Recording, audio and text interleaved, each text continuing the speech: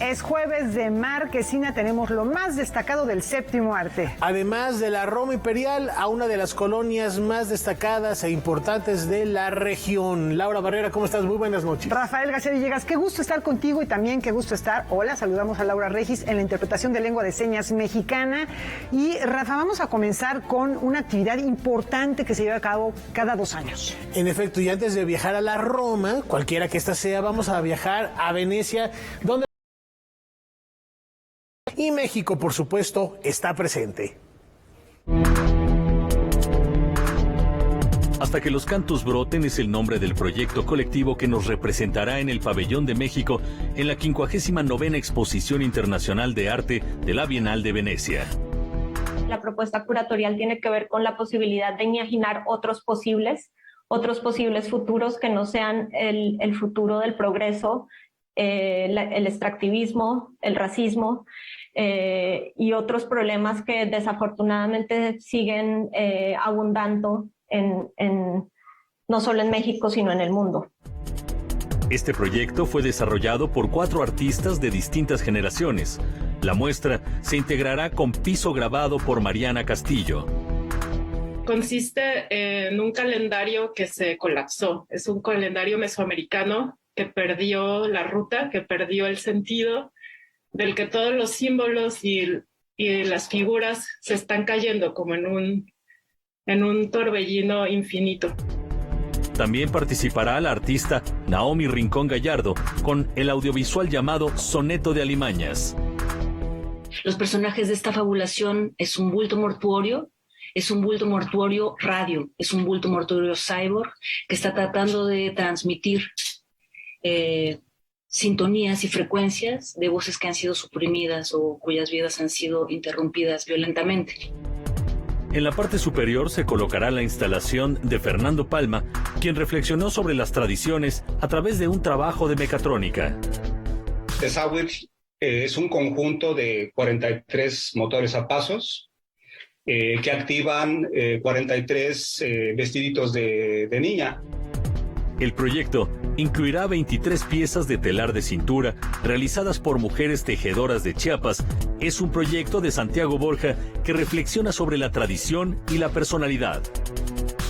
Ellas, a partir, digamos, de una pauta que dimos en el proyecto, colectivamente, ellas fueron proyectando algunos elementos muy personales que tienen que ver con su vida, con su experiencia de vida y también con su saber hacer, que es del tejer. La instalación curada por Catalina Lozano y Mauricio Marcin se inaugurará el 23 de abril y permanecerá hasta el 27 de noviembre. Con información y texto de Óscar Cortés, Óscar Helguera, Noticias 22. El Ballet Folclórico de Amalia Hernández celebra 7 décadas de historia con un programa especial que recorre distintas regiones de la República. Vamos a conocerlo. Amalia Hernández quedó fascinada por una... El Teatro de la Ciudad recibe nuevamente al Ballet Folclórico de México, Amalia Hernández. Luego de una gira por más de 20 ciudades en todo el territorio de Estados Unidos, llevará al Coloso de Donceles el programa 70 años, Así te abraza México. Y digamos que las novedades es que remontamos... de las primeras obras de Amalia Hernández, las remontamos para presentarnos en un programa muy diverso, de gran fuerza en estas 2 presentaciones en el Teatro de la Ciudad, Sones Antiguos de Michoacán, que es probablemente la primera obra coreográfica de Amalia en 1952. Con su nombre lo dice, son danzas inspiradas en la cultura michoacana, sumado a otras obras como Fiesta en Jalisco, Fiesta de Carnaval de Tlacotalpa, La Danza del Venado, Sones de Guerrero, algunas cosas de Michoacán. Tendremos también La Boda en la Huasteca, que es una obra maravillosa, etcétera. Es un programa muy redondo para celebrar, reitero, los 70 años del nacimiento del ballet en estas 2 funciones de gala en el Teatro de la Ciudad. Esta celebración de 7 décadas hace una reflexión hacia los logros más significativos de la compañía.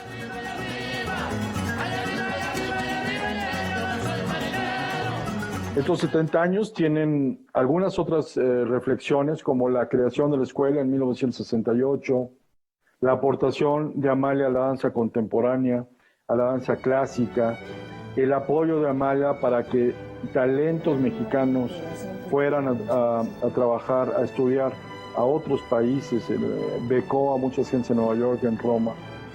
Y más allá de eso, la importancia que tiene el ballet para la cultura nacional se ha convertido sin duda en un activo cultural de nuestro país. Es una compañía de enorme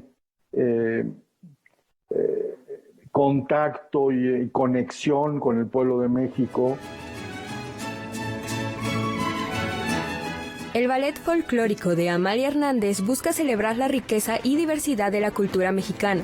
70 años, Así te abraza México, se presentará los días 15 y 16 de abril a las 19 horas en el Teatro Esperanza Iris. Para Noticias 22, Paola Sánchez. Y a propósito de agrupaciones con tradición, Tambuco regresa al Palacio de las Bellas Artes con un repertorio latinoamericano que además celebra la herencia africana. Como parte del encuentro multidisciplinario Racismo, Arte y Cultura, una conversación urgente que organiza el Instituto Nacional de Bellas Artes y Literatura, el ensamble de percusiones Tambuco ofrecerá un concierto dedicado a las raíces afromestizas de la música latina en la sala principal del Palacio de Bellas Artes.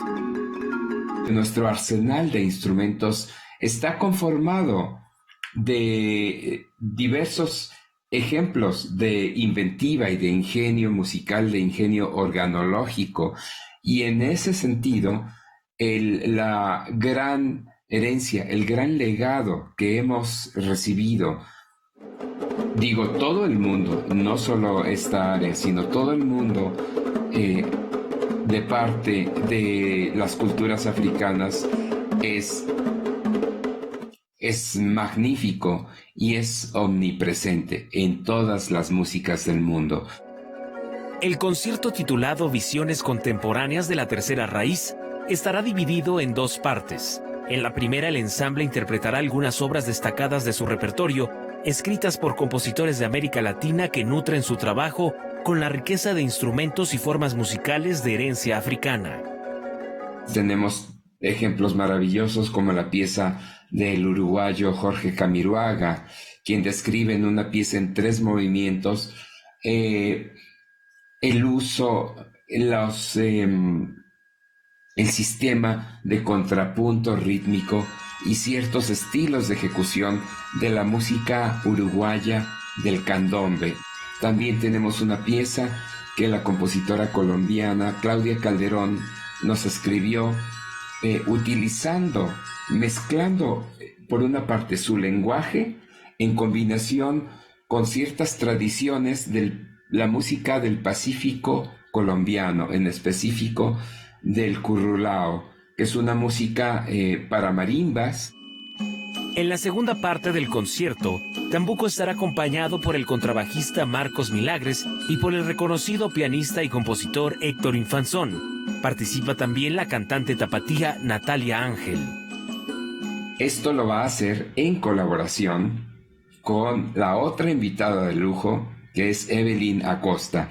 Evelyn Acosta es muy conocida porque es una gran poeta y versadora,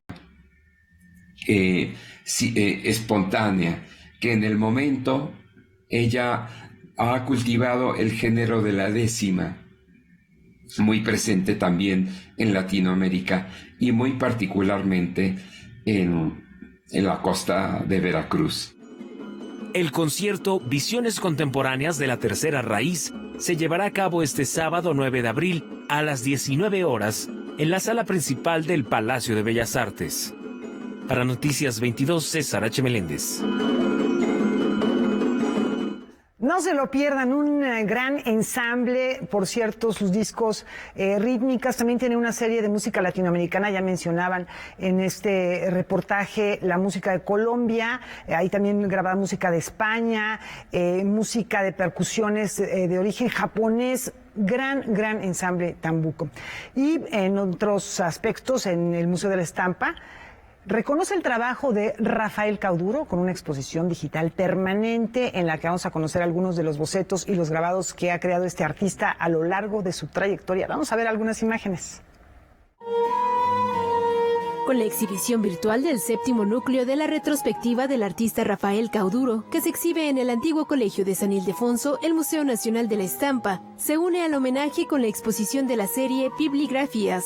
Las bibligrafías son estos 5 grabados que Rafael Cauduro hace a petición de su entonces galerista, ¿no? Él trabajaba con la familia Mizrachi, en Galería Mizrachi, y entonces el galerista le propone este proyecto con fines filantrópicos. Le dejan la libertad de que él escoja qué escenas, qué capítulos del Antiguo Testamento. Y entonces, en realidad, nunca me he explicado muy bien por qué son estas 5. Digo, la de Sodoma y Gomorra es clarísimo, porque es un tema que tiene muy trabajado como esta inquietud y también como esta catarsis, ¿sabes? Ante esta educación tan religiosa que recibió, Sodoma y Gomorra es uno de los temas que cuestiona de manera muy fuerte, ¿no? Entonces, esa es muy lógica. Pero bueno, las otras escenas, en realidad, fue atrapado como por estas imágenes, digamos, y además con esta posibilidad de traerlas al presente. Yo pienso, estas son historias casi tan antiguas como la humanidad, pero que están traídas al presente y a la lógica, digamos, del pensamiento de Rafael Cauduro. Entonces, me parecen un trabajo fascinante. Las piezas podrán ser apreciadas a través de la cuenta de Flickr del Museo Nacional de la Estampa de manera permanente. Con información y texto de Óscar Cortés, Noticias 22. Vayan preparando las palomitas porque después de la pausa regresamos a La Marquesina.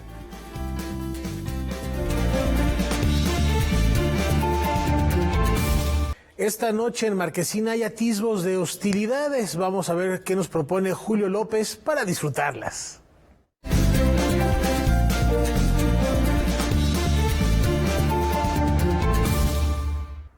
Pues sí, tenemos muchas cosas, algunas, como dice Rafa, más hostiles que otras mucho más amables. Y bueno, vamos a empezar, Julio, ¿qué te parece? Con una película que es un clásico verdaderamente de la cinematografía mexicana, que en su momento tuvo numerosos premios, Diosas de Plata, Arieles, que estuvo en festivales internacionales y que pues dejó ya en la historia a una actriz que en ese momento pues permeó en el corazón y en la crítica, en el corazón del público y también en la crítica de una manera sumamente positiva y que bueno, pues ha despegado.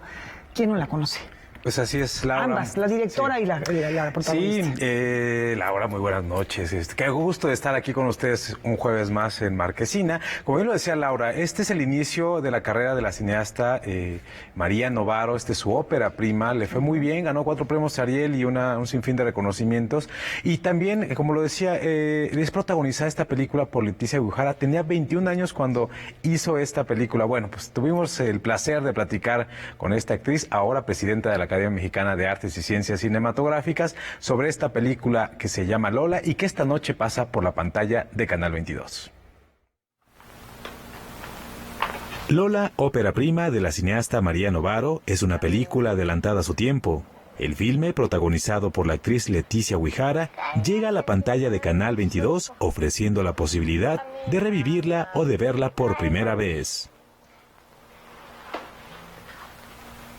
Creo justamente que la televisión pública está haciendo lo que le corresponde hacer una televisión pública, ¿no? Que es difundir estos materiales, películas mexicanas que, como en el caso de Lola, tuvieron una muy buena acogida en el momento en el que se estrenaron, pero después ha envejecido muy bien.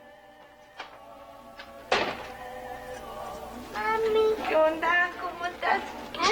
El filme nos muestra la intimidad de una joven madre, una mujer que entra en crisis cuando el padre de su hija se marcha. Como consecuencia de esta decepción, Lola renuncia a todo, incluso a su hija de 5 años, a quien encarga con su madre y emprende un viaje a la playa para encontrar un poco de paz. ¿Cómo estás? Bien. Sí ponía sobre la mesa esta maternidad difícil, ¿no? Esta manera de no haber leído el instructivo de cómo ser mamá, ¿no? O cómo tienes una maternidad que no responde a los estereotipos de cómo ser una mamá, ¿no? O de lo que tiene que ser una mamá. En ese sentido, la película ha cobrado relevancia entre las nuevas generaciones. Hoy en día, son muchas más las mujeres que de manera paralela asumen su rol de madre sin dejar de lado su carrera profesional, algo que antes era menos común y hasta mal visto. Pensé que no estabas. Y de eso se trata la peli, ¿no? O sea, la película se trata de una mujer que no quiere dejar de ser una joven mujer que se divierte, que vive la vida, pero que ya es madre y necesita compaginar esos dos aristas de su vida. Está bien rico. Mira. Lola pasará por la pantalla de Canal 22 este jueves 7 de abril en punto de las 10:30 de la noche. Noticias 22, Julio López. No te gusta si todavía no lo has probado. Anda, cómetelo. Como siempre, el mejor cine en Canal 22, gran recomendación.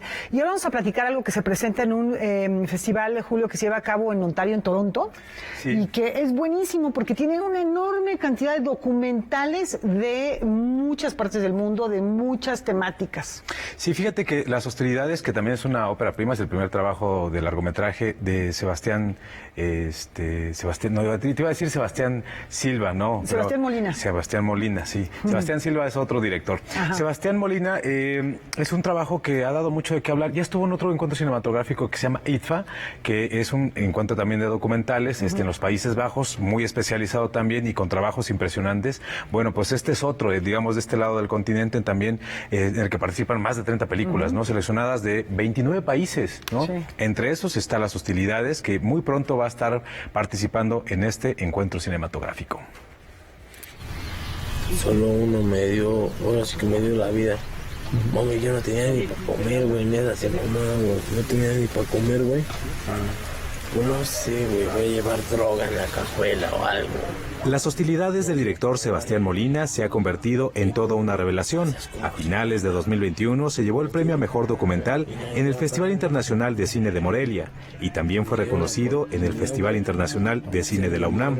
Ahora participará en Hot Dogs, uno de los encuentros cinematográficos de cine documental más importantes del mundo. Pinche carro, a lo que yo lleve, güey, nunca me va a llevar un policía, güey. Me siento como muy afortunado realmente, o sea, de todo esto que empezó como un trabajo escolar y ver cómo hasta dónde ha llegado, los lugares en los que hemos podido estar y dónde hemos podido compartir la película, para mí ha sido como muy impresionante. Aquí como que tú formas una casta, güey, formas algo, güey. El filme es más cercano a un ensayo audiovisual. Es un collage de imágenes y testimonios, todo recopilado en el pueblo de Santa Lucía, ubicado en el Estado de México. El hilo conductor son los cambios que ha sufrido el lugar, sobre todo los provocados por la violencia. Se siente que de alguna manera siempre hay una visión fresca sobre tu trabajo y eso siento que a mí me llena también como para entender no solamente lo que yo traté de decir, sino también cómo le está llegando a las demás personas esta película. Aún no se sabe qué pasará con la película después de su ruta de festivales. Lo que es un hecho es que el filme sigue cosechando elogios y galardones. Nunca pasa nada. Nos han tratado de buscar como para distribución y ventas, pero siento que la vida de este documental pues es mostrarlo a lo más que se pueda y no tratar como de venderlo. No es barata. Las Hostilidades fue producido por el Centro de Capacitación Cinematográfica. Participa en la sección oficial Showcase, conformada por 30 largometrajes y 13 cortos provenientes de 29 países. ¿Cuántos años vas a durar ahí? 3, 2. Yo sí quiero vivir un rato más, pobrecito, pero con larga vida. Noticias 22. Julio López. Bueno, Julio López platicó con Jimena Cuevas, que es una artista del videoarte, cineasta, muy interesante, con muy diversos registros en los cuales desde la experimentación más clara y más radical hasta historias narrativas que van a sitios como Bellas de Noche, por ejemplo, ¿no? Sí. O sea, tiene realmente un abanico de matices muy interesante el trabajo de Jimena Cuevas. Siempre es un placer y un deleite hablar con Jimena Cuevas. Ha hablado de muchísimas cosas, de anécdotas que parecen sacadas de un libro o de un cuento, ¿no? Pero en esta ocasión hablamos justamente de esto que nos ha sucedido seguramente a muchísimas personas, que entramos de pronto a un museo, a una sala de arte y de pronto vemos una obra y nos enfrentamos con ella y decimos, ¿esto es arte? Bueno, pues justamente eso lo lleva, Jimena, esta pregunta la lleva al mundo del audiovisual y hablamos justamente del cine experimental y del videoarte. El cine experimental o el videoarte fácilmente pueden ser trabajos carentes de forma o fondo o de ambos, y su valía solo recae en el prestigio que pueda tener el creador, dejando al espectador la responsabilidad de la interpretación. La artista visual Jimena Cuevas reflexiona sobre este tema, tomando como punto de partida sus propias creaciones. El arte te habla o no te habla, te hace sentir o no te hace sentir. Sí, a mí me cansa mucho ver arte conceptual que no me mueve absolutamente nada si no tengo que leer un texto. Y como todo, mira, el cine experimental tampoco se puede definir como un todo, ¿no? También puedo generalizar. A mí también me cansa mucho. El cine experimental puede ser muy tramposo, en lo que en inglés se llama candy eye, que es como que te dejas llevar por la pura forma, ¿no? Entonces también, si no tiene una idea detrás, a mí en lo personal no me interesa. Desde los 17 años ha estado ligada íntimamente al mundo del cine. Se ha desempeñado como asistente de dirección, directora artística, continuidad y editora. Colaboró con directores como John Huston en Bajo el Volcán, Arturo Ripstein en Mentiras Piadosas y Jorge Fons en Rojo Amanecer. Sin embargo, a principios de los años 90 vio en el video posibilidades infinitas. Su producción es vasta y algunos de sus trabajos forman parte de las colecciones permanentes de centros como el MoMA de Nueva York o el Pompidou de París. Ahora, Filmin Latino exhibe 2 de sus programas que compilan su obra. El primero de ellos es Educación Sentimental. Educación Sentimental es una compilación de cortos míos, muchos performáticos que hablan de lo que se supone que tenemos que ser y sentir en la gran mayoría de en todos los cortos, obviamente desde el papel de la mujer, que soy yo, ¿no? Medias Mentiras es la otra película que acoge la plataforma de streaming del IMCINE. Este es un corto en el que Jimena Cuevas explora el artificio, la mentira, las relaciones entre la ficción y la realidad y la vida diaria. Medias Mentiras son estas pequeñas confusiones de realidad o grandes confusiones de realidad que tenemos como mexicanos. La narrativa de Medias Mentiras a mí me interesa mucho. Es como la mente misma, y como México yo creo que es un país de collage, y aparte, ¿no? O sea, vamos teniendo como diferentes capas de realidades, ¿no? Desde las prehispánicas, entonces ahí nos avientan la colonia, y entonces ahí ya viene el espectacular de los años 80, 90 y hasta ahorita. Ambos compendios se pueden encontrar de manera gratuita en Filmin Latino hasta finales de abril. Noticias 22, Julio López. Bueno, Julio, ya veíamos una parte del trabajo de Jimena Cuevas, que como dice, siempre es interesante platicar con ella, siempre tiene un punto de vista muy original sobre la creación artística, y los recursos de los cuales se vale, los estuvimos viendo, tiene que ver con animación, grabaciones, fotografía, documentación, no hay límites, es una exploradora de los recursos y las herramientas posibles del lenguaje audiovisual. Sí, la verdad es que muy bien documentado. Además, es una como especie de coleccionista de todos estos trabajos, ¿no? Alguna vez me ha enseñado algunos. Alguna vez hemos hablado aquí en Canal 22 justamente de las fotografías inéditas que tenía el rodaje de Rojo Amanecer, por ejemplo. Efectivamente, ¿no? Que ahí estuvo presente, y que bueno, tenía una colección que tú presentaste, creo que por primera vez, ¿no? Sí, digamos que tenían como 30 años sin ver la luz, ¿no? Sí, exactamente, que bueno, por lo menos nadie sabíamos que había eso ahí. Sí, era muy interesante. ¿Qué más nos tienes ahora? Se trata de una película que se esperaba mucho el estreno, se espera retrasó. mucho, ha generado muchísimo entusiasmo entre los seguidores del mundo de Harry Potter y de J.K. Rowling, por supuesto, ¿no? Pero ¿sabes qué es lo mejor de esta película de los Animales Fantásticos, Los Secretos de Dumbledore? ¿Sabes qué es lo mejor, Laura? El tráiler. No me conté, ya que me dices esto, fíjate que yo creo que es algo de lo que adolecen muchas películas, que a veces ves el tráiler y ya te contaron toda la película. Sí, aquí la verdad es que nos venden muy bien la película creo que sí, muy bien, visualmente muy bien, espectacular. David Jess lleva haciéndolo ya bastante tiempo, este trabajo lo hace espectacular. Yo creo que la película está diseñada sobre todo justo para los fans, ¿no? Tiene mucho esto de nostalgia, ¿no? Estos personajes que los ves más jóvenes, incluido este mago, director de Hogwarts, ¿no? Pues ahí lo ves mucho más joven, revelándose algunas cosas de su vida sentimental y sexual, por sobre sus preferencias sexuales, ¿no? Que no es un secreto, pero que bueno, ahí lo ves y dices, ¡oh! Ya lo dijo, ¿no? Wow. Y por el otro lado, pues bueno, lo que más destaca de esta película es evidentemente la inclusión de Matt Mikkelsen, que lo hemos visto recientemente en películas como Otra Ronda, ¿no?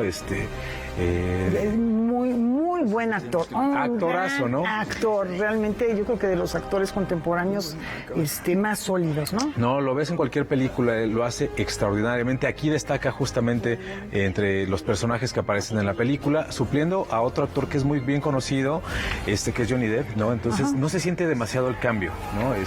Johnny Depp, recordarás que salió después de estos escándalos en los que se vio involucrado, pero bueno, pues Animales Fantásticos está para la nostalgia, para los seguidores del mundo de Harry Potter y este universo mágico, pero a mí me queda de ver por lo menos en la historia, ¿no? Creo que es una historia que ya nos han repetido varias veces y que si no mal recuerdo todavía quedan 2 películas más. Bueno, pues para, como bien dices, los seguidores, los coleccionistas de imágenes y de historias de Harry Potter, pues, ¿cómo la ves, Rafa? Pues el fanservice siempre garantiza taquilla, entonces también no hay que perder de vista, mi querido Julio, por lo que comentas, es un negocio, entonces está funcionando y quizá si lo ves con ojos de crítico como lo eres, Julio, puedes decir, le falta a la película, más allá de las buenas actuaciones de este gran actor como es Mark, que salió también en una película que se llamó Polar y en Casino Royale también estuvo haciendo ahí alguna participación, pero subrayar que sí son productos ya muy enfocados a un nicho de mercado, que en este caso son los seguidores de Harry Potter, y habrá que darle el beneficio de la duda. Iremos la próxima semana a ver Animales Fantásticos. Muchas gracias. Gracias, Julio. Gracias, Laura. Y nos vamos. Julio va a estar todavía con nosotros. Vamos por lo pronto a una pausa. Al regresar, antes les informamos que Jacaranda Correa los espera en Debate 22 esta noche. Recibirá al investigador y docente Jaime Cárdenas para hablar sobre los dilemas de la revocación de mandato. No se lo pierdan a las 9 de la noche, terminando Noticias 22. Una pausa y regresamos.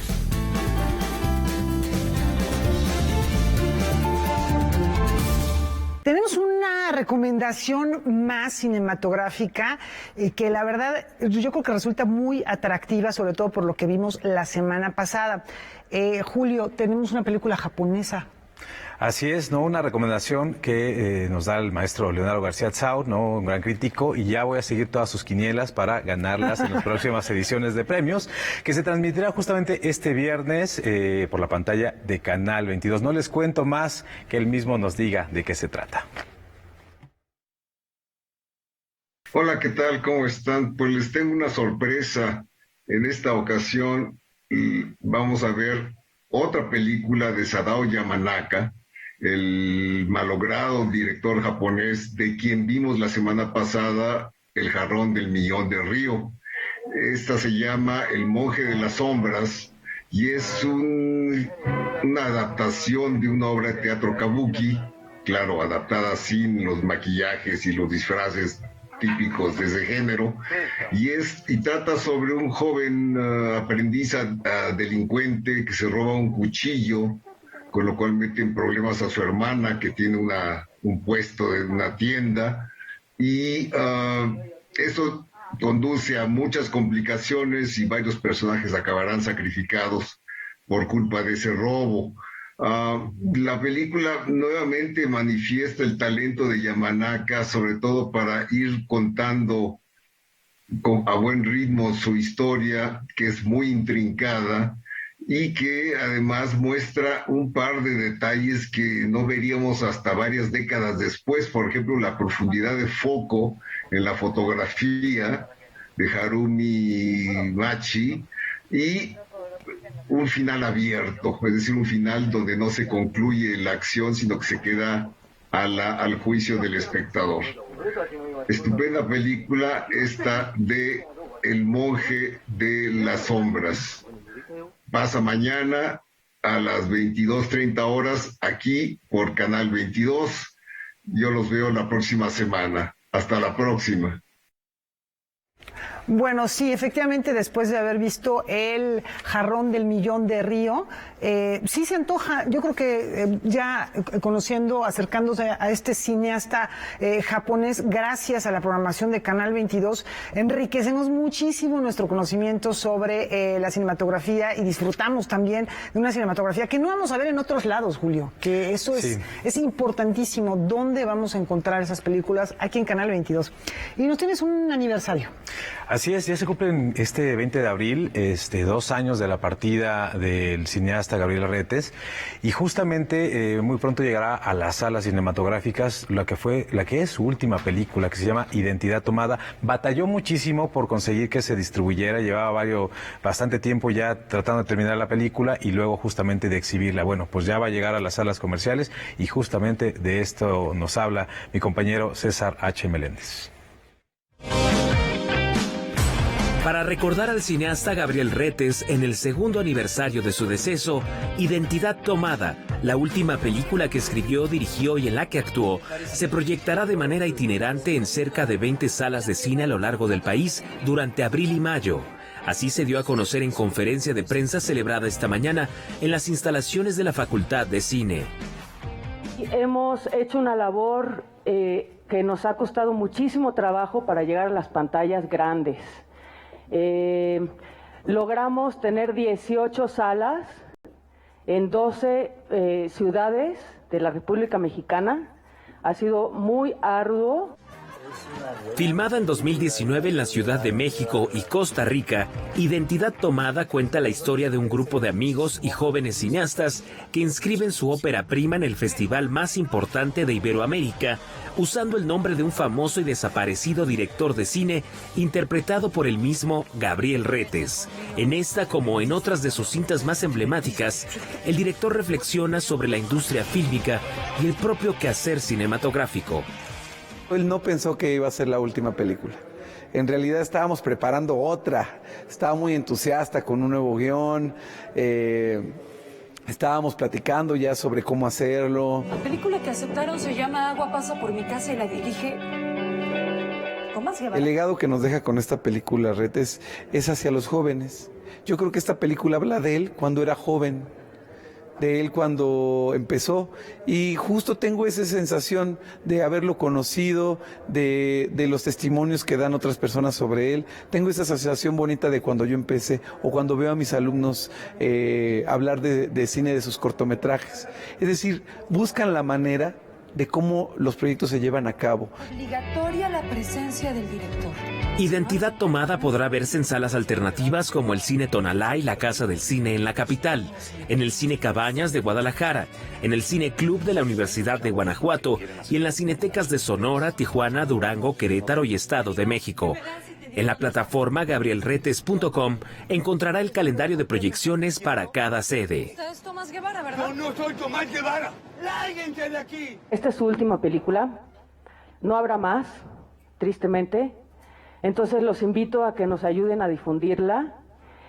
Y próximamente también les informo que estamos restaurando El Bulto junto con la Cineteca Nacional, IMCINE y Estudios Churubusco. Entonces próximamente vamos a estar en salas, esperemos, y en todos los lugares en donde nos den cabida.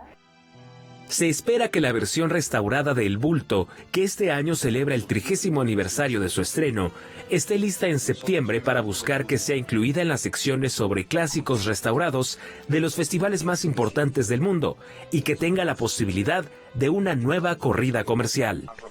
Para Noticias 22, César H. Meléndez. Llegó aquí sintiéndose un patrón y no se le ocurre pensar que para nosotros siempre ha sido un bulto. Bueno, pues ahí está esta película que no hay que perderse porque completa una cinematografía que forma parte de la historia del séptimo arte nacional, ¿no? Sí, así es. Mi favorita sigue siendo El Bulto, donde también Bulto, él claro, por la supuesto, protagoniza. Que también la protagoniza, que además pues es una película con un alto contenido social y político que sigue siendo muy vigente. Fíjense que hay un encuentro que promueve a los realizadores, realizadoras jóvenes y pues está atractivo porque es un foro, una vitrina, una posibilidad también de mostrar trabajo que se está haciendo por las nuevas generaciones de cineastas. Sí, además que de alguna manera alienta a los nuevos realizadores a que tengan oportunidad, una manera de mostrar sus trabajos, buscar espacios para que, pues sí, de alguna manera muestren sus trabajos, sus inquietudes y estas nuevas formas de realizar cine que ya están de alguna manera muy accesibles para todas las personas. Se trata del Film Fest 1 Internacional, que además llevó a cabo su ceremonia de premiación. Más de 55 proyectos cinematográficos de distintos géneros y estilos fueron inscritos en la primera edición del Film Fest 1I. Este es un festival que reúne cortometrajes hechos por jóvenes de secundaria de toda la República que abordan estas problemáticas importantes para la humanidad.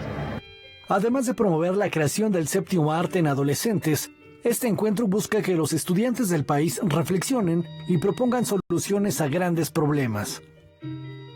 En 1I nosotros ponemos al alcance de estos chicos una cosa que llamamos agenda de futuro, con 9 grandes temas que son problemáticos para la humanidad en el siglo XXI, como la salud, el agua, la alimentación, la gobernabilidad, la exploración del espacio, y ellos observan estos problemas, los analizan y crean una historia en torno a ese problema y nos presentan alguna solución.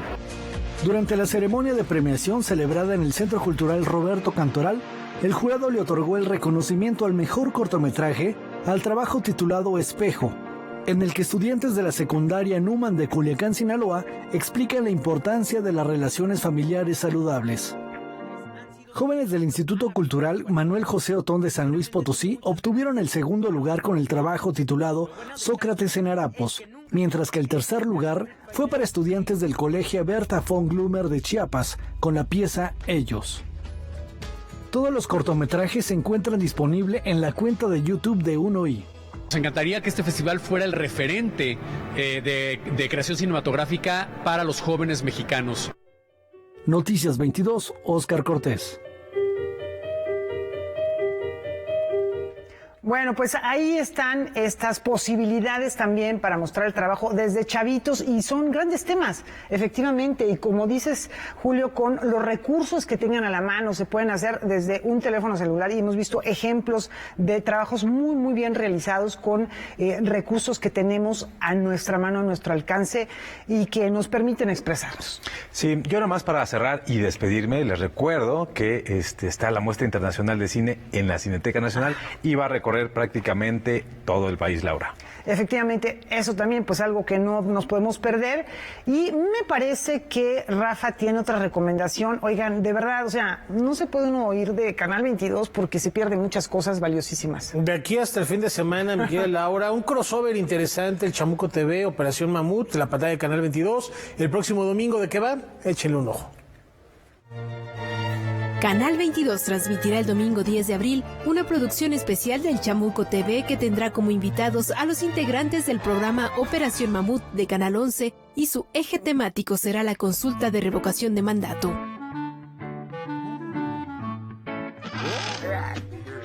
Básicamente la dinámica que tenemos en el Chamuco TV es la de preguntarle a los expertos y expertas sobre lo que está pasando.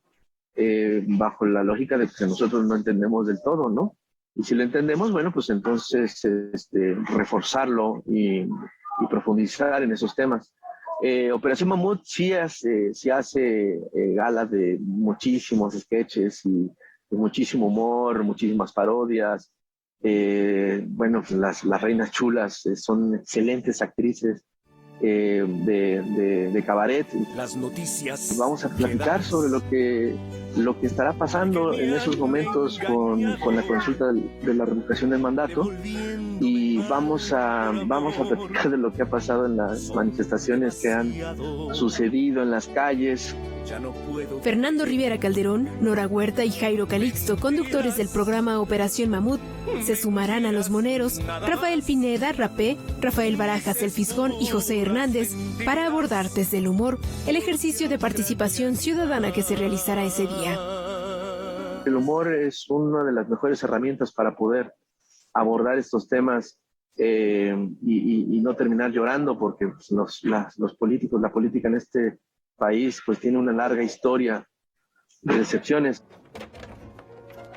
Hola, ¿qué tal? Va a ser muy interesante poder tener en tiempo real los resultados, ¿no? Tenemos entendido que esa misma noche se van a exponer las tendencias. Y precisamente el poder compartir con un programa que también recupera y resalta y se cotorrea la política, pues hacerlo juntos, ¿no? Creo que esa es básicamente la intención. El especial del Chamuco TV tendrá una duración de 1 hora y se transmitirá a las 10 de la noche por el Canal Cultural de México. Noticias 22, Karen Rivera. Estoy viendo lo de las tarifas eléctricas que sí están salvajes, ¿eh? Y por si esto fuera poco, el lunes 11 de abril a las 6 de la tarde, Pedro Cominic presenta un nuevo episodio de Catarsis 22. Vamos a ver con quién estará.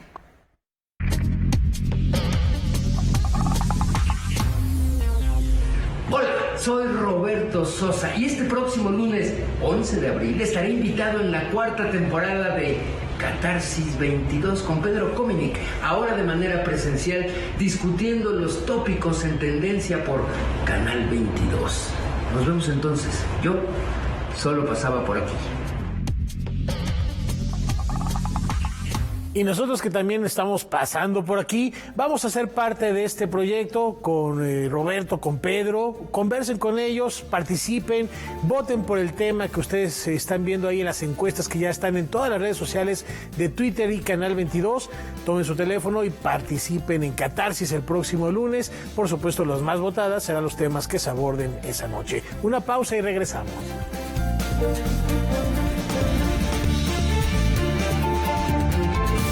Cuando hablamos de colonias de abolengo, de tradición en la Ciudad de México, es inevitable mencionar la colonia Roma, y de esto va la participación de Roberto Frías en La Región.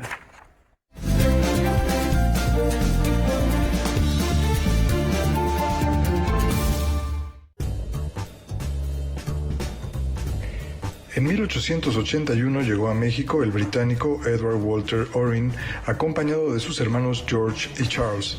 La familia llevaba décadas dedicada a las artes circenses y en nuestro país habría de fundar el Circo Metropolitano de los Hermanos Orrin. Fue quizá el circo más espectacular que viera México durante el Porfiriato.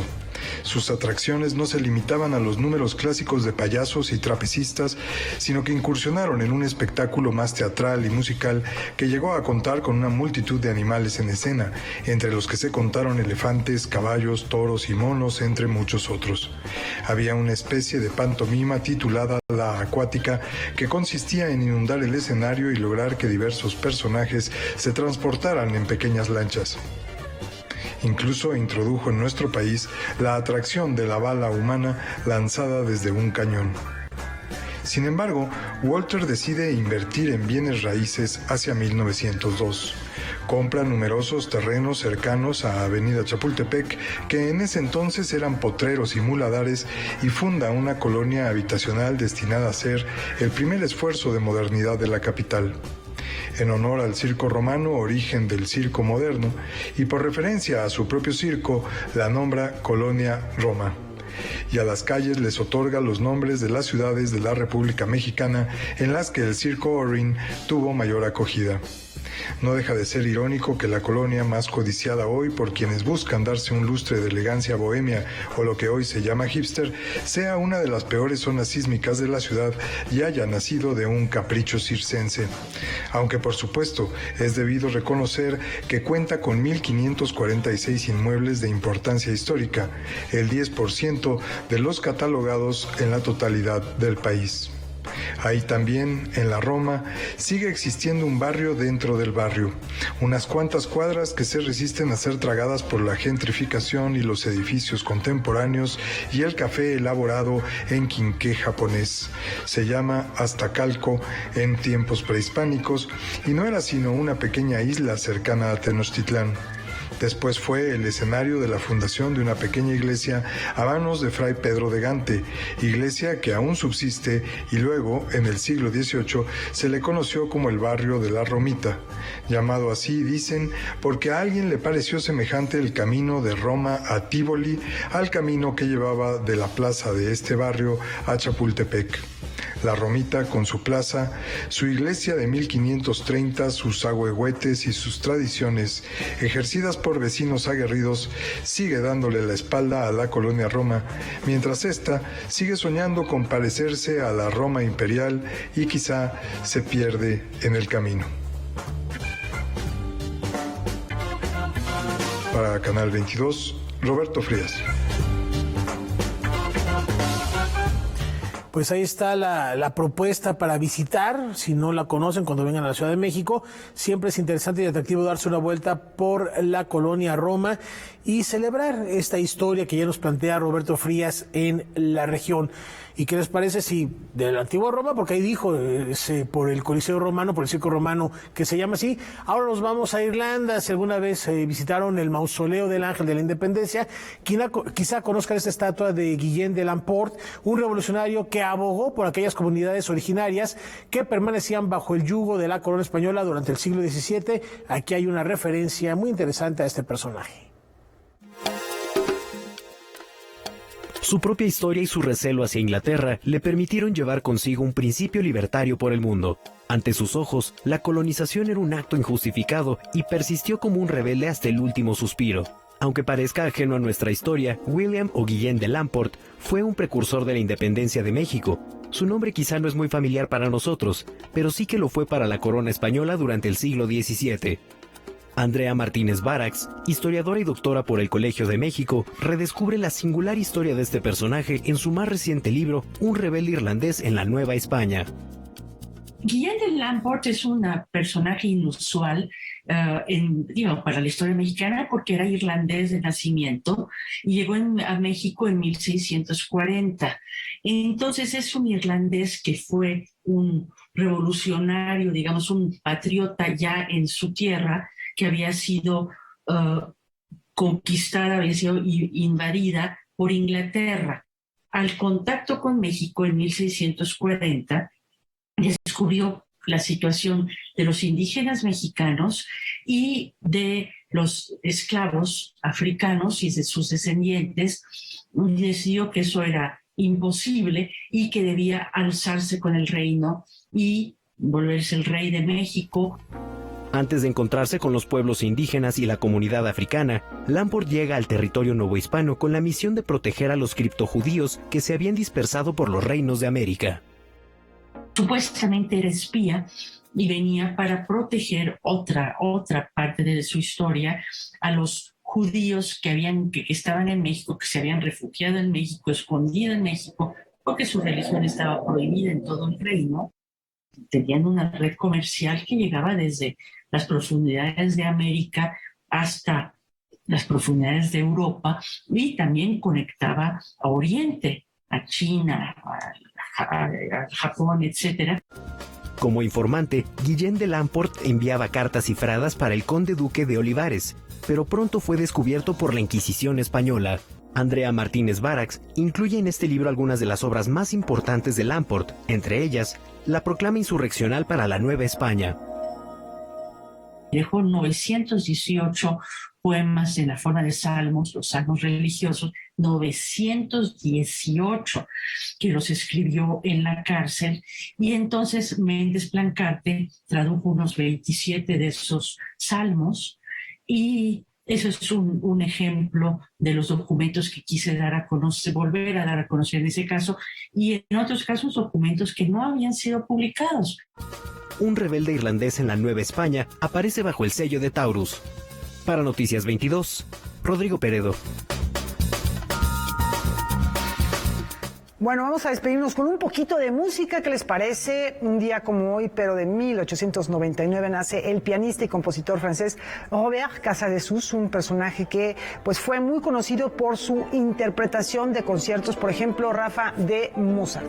De Mozart, de Fauré, de los grandes compositores, sobre todo del periodo clásico romántico, e inclusive él fue de los que perforaron estas hojas para pianola claro, poder escuchar estas interpretaciones mecánicas automatizadas de las grandes obras de los compositores. No obstante, él también fue un excepcional compositor y que nos lega una buena cantidad de obras, de manera particular, por supuesto, para piano.